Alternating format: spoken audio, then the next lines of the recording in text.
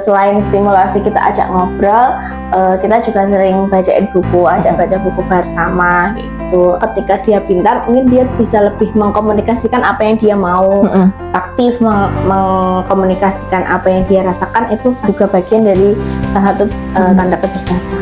Kan banyak tontonan sekarang, tontonan anak-anak tapi dengan konten yang ada LGBT-nya, ada mungkin sekarang kayak anomali gitu kan. Mungkin saat ini ya banyak banget konten-konten di sosmed yang menormalisasi kalimat-kalimat jorok lah ya.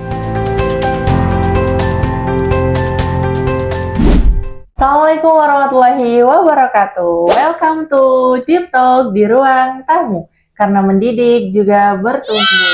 Halo Mom and Kids, selamat pagi. Kali ini kita bakal ngobrol bersama tamu kita ya. Beliau seorang ibu rumah tangga, sekaligus seorang pengusaha. Oke, di episode Rahasia Anak Banyak Kosakata. Oke, kita sapa ya Moms ya. Assalamualaikum Bunda Iva. Waalaikumsalam Kak Debbie. Halo, gimana kabarnya Bunda? Alhamdulillah baik. Alhamdulillah. Keluarga sehat Bunda? Alhamdulillah baik juga. Alhamdulillah. Oke, ini manis sekali ya Bunda ya. Oke, disclaimer nih Bun. Jadi Bunda Iva ini punya seorang putri yang berusia 2 tahun. Ini jago banget ya ngomongnya ya, ngobrolnya tuh udah jago banget. Nah ini hari ini nih kita bakal mengulik gimana sih rahasianya seorang anak 2 tahun yang punya banyak kosakata kayak gitu ya. Oke, ini Bunda. Bunda Bunda Iva ini kan punya seorang putri ya, boleh diceritakan nih namanya siapa, kemudian gimana nih perjalanannya tumbuh kembangnya sampai kok bisa punya banyak kosakata begitu. Oke. Baik, selamat pagi bunda-bunda semuanya. Saya alhamdulillah putri pertama saya seorang perempuan namanya Kania. Gitu ya. Mungkin kalau bulan ini dia udah 2,5 tahun gitu. Alhamdulillah perkembangannya kalau dilihat dari ini ya kayak tabel kemampuan anak kayak gitu.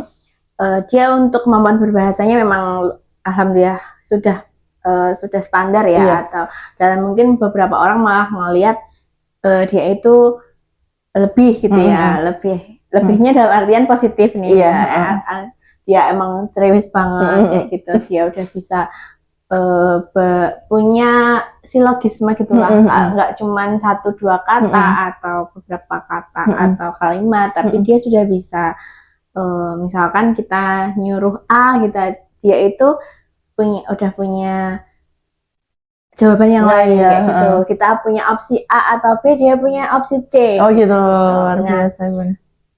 Mundur nih bagaimana sebelumnya kita itu mengajarinya, sebenarnya itu ya kita sebenarnya kayak natural ya, kayak nggak ada kayak treatment khusus atau kita punya trik kayak gitu. Cuman ya memang sebelum kannya 2 tahun kayak gitu tuh memang kita cuman banyak saya sama ayahnya ya itu punya kebiasaan untuk yaitu untuk stimulasi kayak gitu, stimulasi.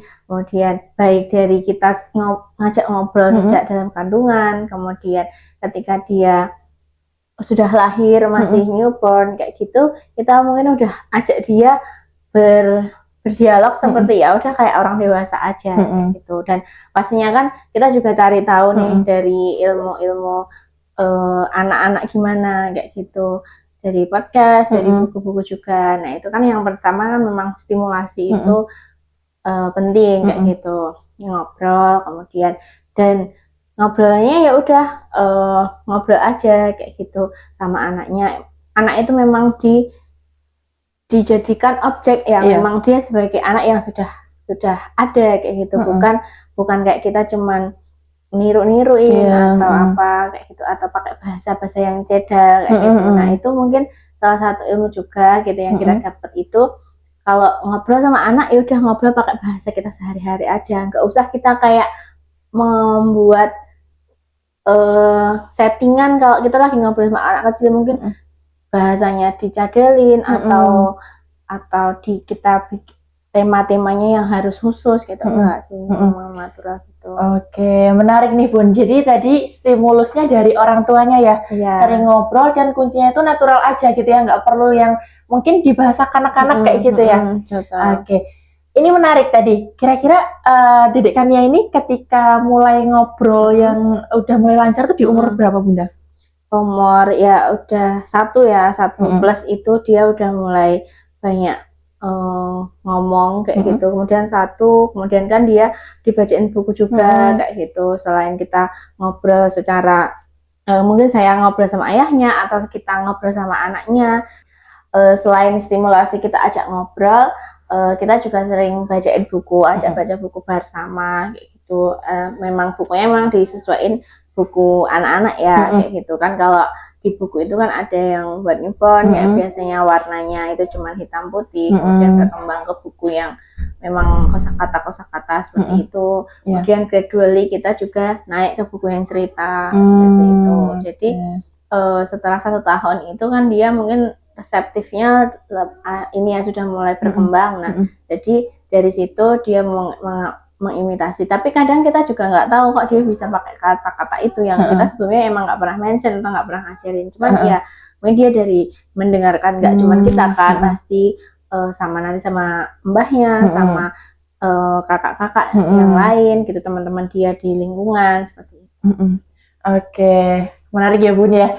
Oke, kira-kira nih menurut Bunda Iva, anak yang jago ngomong itu tuh kira-kira sebuah bakat atau memang dibiasakan begitu Bun?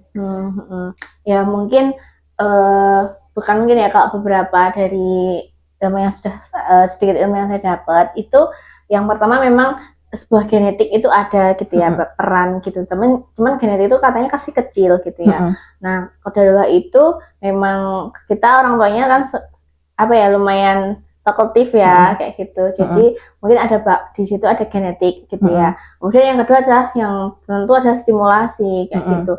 Kalau memang seorang anak itu mungkin nggak ada stimulasi kayak gitu kan, dia datang dengan seluruh resource dia gitu ya, dia punya kemampuan, tapi kalau nggak diaktifin itu kan pasti juga akan tumpul kan kayak gitu, akan kurang. Jadi ya tetap harus ada dua-duanya jalan gitu. Oke. Jadi ada faktor gen sama juga dia kebiasaan juga ya Bun ya. Jadi nggak bisa tuh misalnya kita ngandelin oh ya gennya udah bagus tapi nggak diasah gitu ya, jadinya malah tumpul tadi ya. Oke. Menurut Bunda Iva, kira-kira anak yang suka ngomong itu tuh tanda dia pintar nggak sih? Gimana Bun menurut Bunda? Ya pintar ya, mungkin bisa untuk sebagai salah satu tanda kayak gitu kan. Karena apa? Ketika dia pintar, mungkin dia bisa lebih mengkomunikasikan apa yang dia mau.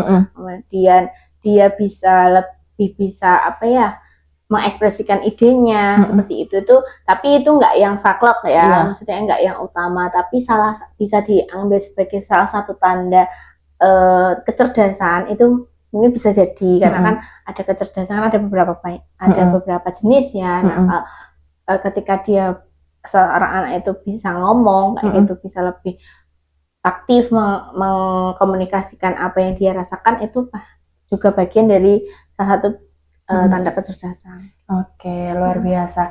Tadi udah disebutin nih Bun, stimulus apa aja nih yang membuat si kecil itu dia bisa pintar ngomong gitu ya, dari stimulus orang tua, baca buku, main dan sebagainya.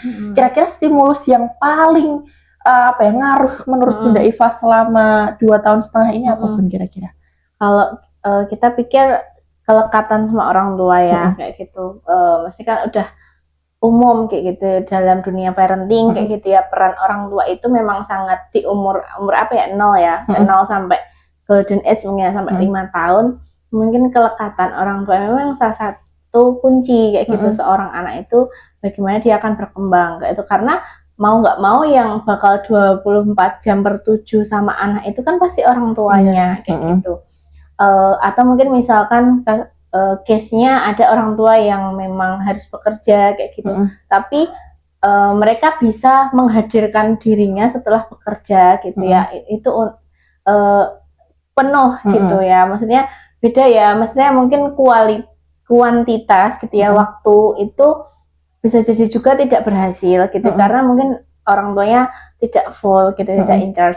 Tapi bukan juga yang kayak misalkan dengan orang tua yang bekerja tidak bisa membangun kelekatan tuh juga tidak bisa juga gitu. Jadi gimana ya, maksudnya kuantitas dan kualitas kayak gitu. Misalkan karena memang saya di rumah gitu ya, pekerjaannya bisa dihandle di rumah, ya mungkin bisa lebih banyak bertemu dengan anak, kemudian bisa membangun kelekatan itu. Tapi tidak harus juga bersedih bagi orang tua yang mungkin memang harus bekerja dua-duanya, atau orang bapak ibunya harus bekerja, diasuh sama pengasuh ya. Tapi orang tuanya itu setelah bekerja itu dia bisa membangun kelekatan juga. Nah, itu juga penting. Bisa gitu ya. Ada beberapa apa namanya, teman-temannya case-case yang ada itu seperti itu bisa gitu, bisa jadikan contoh juga gitu.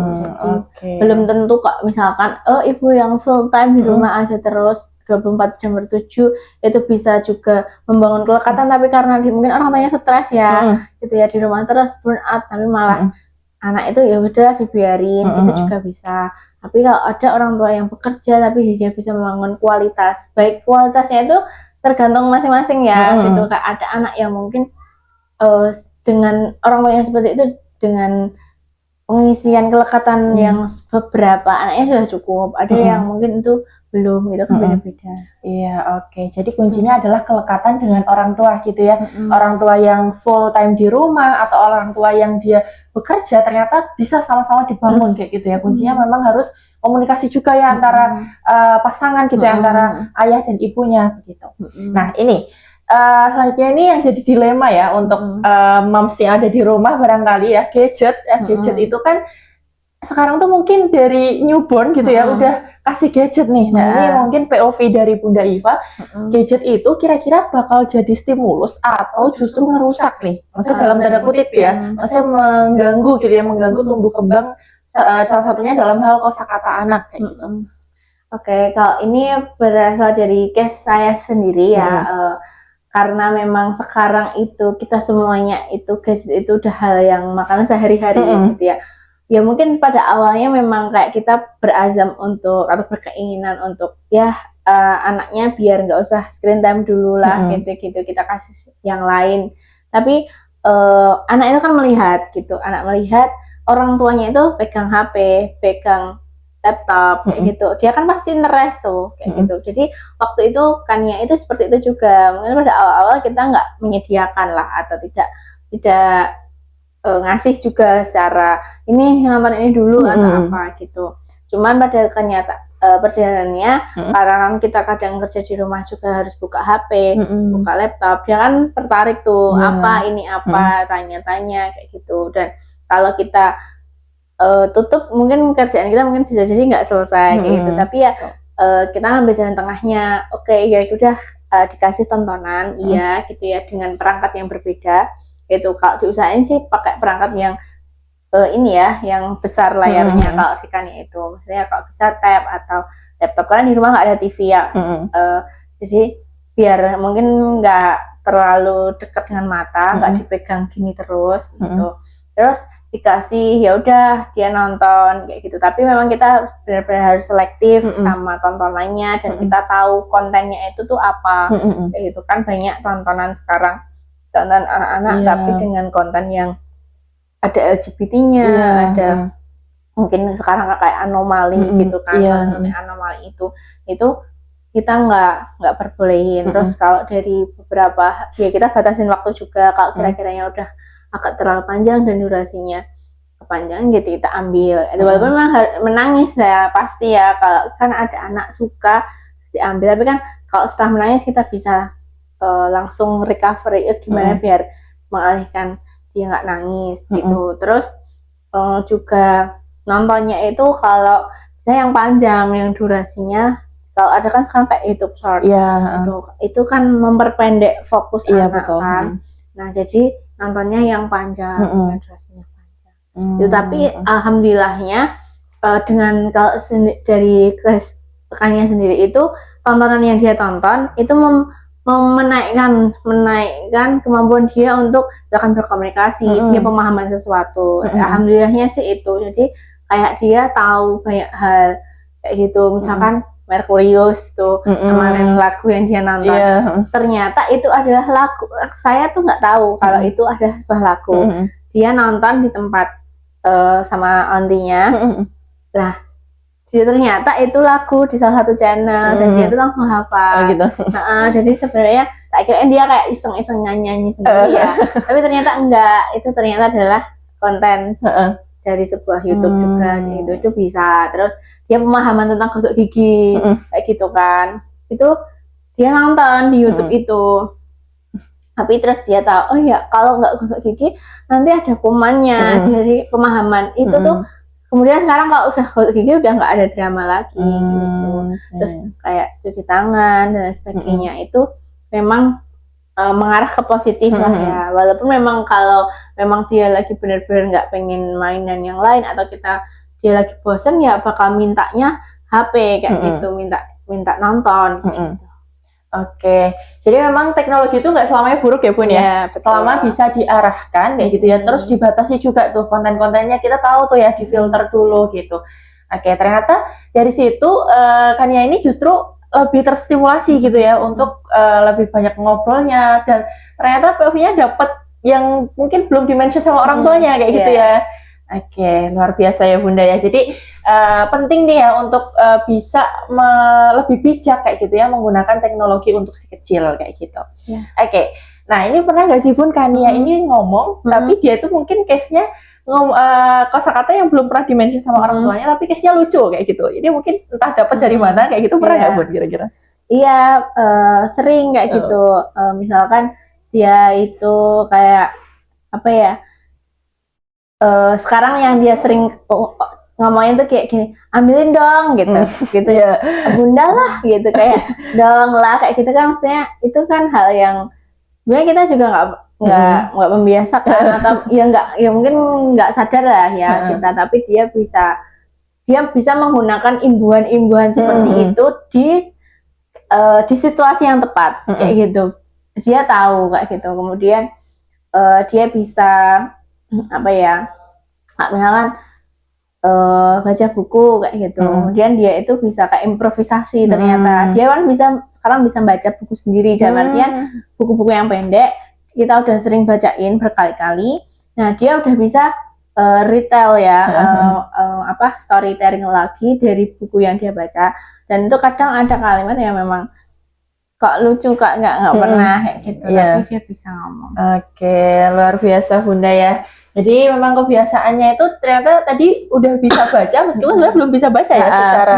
belum bisa kayak gitu. Tapi ketika itu diulang-ulang, anak itu ingat kayak gitu ya, memorinya itu ternyata cukup kuat untuk mengingat hal-hal yang sebenarnya dia tuh ya belum bisa baca kayak gitu. Oke. Ini Bunda Iva ini pernah nggak sih ngelihat anak itu yang ngobrolnya tuh jago banget, tapi susah diem kayak gitu. Nah, gimana sih ngarahin anak ini agar dia itu gak cuma dalam tanda kutip cerewet aja, tapi juga ada isinya gitu, ada value, ada apa ya, ngomongnya itu ada isinya begitu. Itu gimana sih kira-kira mengarahkan hal seperti itu Bun?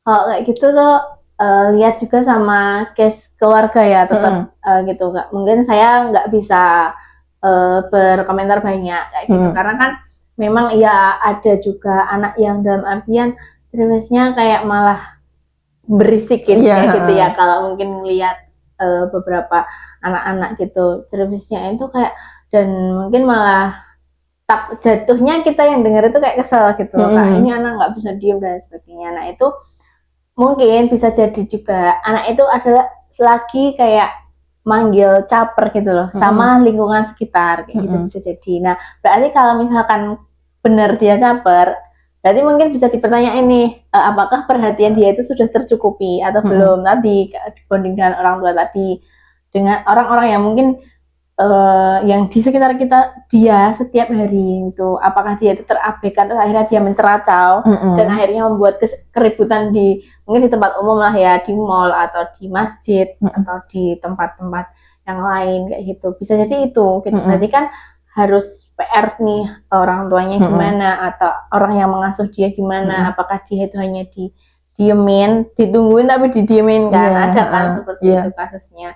Seperti itu, mungkin bisa jadi dia adalah sedang mencari perhatian gitu. Kalau yang kedua mungkin kalau memang dia itu dilihat juga mungkin dari umurnya, kalau memang dia itu umurnya mungkin udah agak besar, jadi dia udah bisa ngomong lebih banyak, tapi dia itu agak nggak bisa diam, bisa jadi apakah ada kelainan lah ya, Mm-mm. kayak gitu ya. Itu mungkin sudah perlu penanganan dokter atau Mm-mm. psikolog.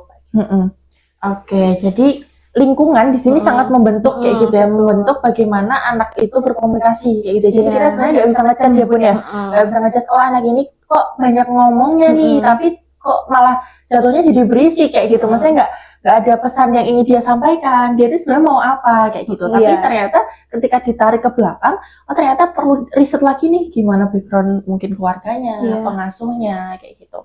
Nah, ini mungkin case-nya kebalikan. Ketika anak itu kurang ngobrol, maksudnya dia tuh lebih pendiam, itu kira-kira perlu khawatir gak sih Pun kayak gitu tuh? Iya, kalau diem banget atau mungkin dia sudah seumur misalkan kayak 2 tahun lebih, tapi memang belum ada kata yang dia mungkin ucap, atau waktu bayi kan harusnya ngoceh ya atau babbling ya, tapi mungkin belum lah, mungkin juga ada red flag-nya gitu ya Kak, ada masa oh ini udah red flag nih, berarti dia memang harus dicek ke dokter gitu ya, takutnya kan dia speech delay ya, kayak gitu. Nah itu mungkin seperti itu, karena memang ada kekurangan itu kan, mungkin dari memang harus terapi atau seperti itu ya. Tapi kalau memang dia udah ngomong dan mungkin waktunya cuman kurang, nah itu mungkin tinggal distimulasi dari orang tuanya, atau mungkin bisa jadi emang genetiknya ya itu tadi, dia emang agak pendiam kayak gitu. Tapi mungkin dia nggak di ngomongnya, tapi dia lewat kegiatan aktivitasnya, kinestetisnya, atau dia memang lebih suka mendengarkan atau apa yang lain. Oke, jadi memang banyak ya Bun ya, nggak bisa langsung yang oh diam nih dia karena mungkin ada sesuatu yang terganggu, tapi ternyata setelah ditarik ke belakang itu akan banyak faktor yang mempengaruhi kenapa dia diam gitu ya. Bisa jadi dia lebih aktif di kinestetiknya gitu ya, di bagaimana dia mendeliver suatu pesan lewat apa yang dia lakukan kayak gitu. Nah, ini mungkin apa tuh namanya, kedepannya ya, ini kita coba ngobrol ke depan, kira-kira dengan anak yang banyak kosakata itu tuh efeknya gimana sih Bun untuk kehidupan dia ke depan, dan kita sebagai orang tua tuh harusnya gimana sih untuk membekali anak itu dari segi yang paling dasar ya, komunikasi itu kan paling dasar. Itu bagaimana kita sebagai orang tua bisa membekali anak ya gitu ya, untuk kedepannya punya skill komunikasi yang bagus untuk efek jangka panjang kayak gitu.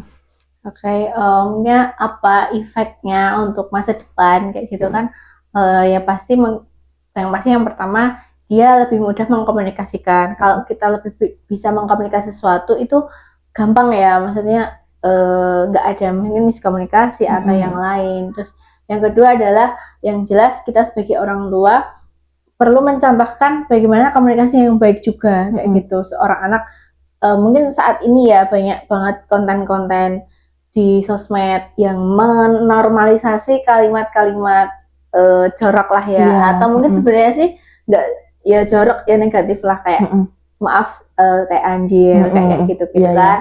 Itu kan kayak di konten-konten itu kayak udah itu tuh hal yang normal banget kayak gitu. Nah, bagaimana seorang anak dengan kemampuan komunikasi yang mungkin lebih gitu ya, dia itu dapat contoh yang baik juga gitu. Jangan sampai ketika di rumah atau di lingkungan dia di sekitar atau di sekolah itu terpapar gitu, atau misalkan ada nggak mungkin nggak misalkan 100% sempurna ya lingkungan, apalagi kayak misalkan di lingkungan di tetangga atau di sekolah, nanti kita nggak bisa tahu juga bakal seperti apa, sejauh apa di sekolah dia berteman.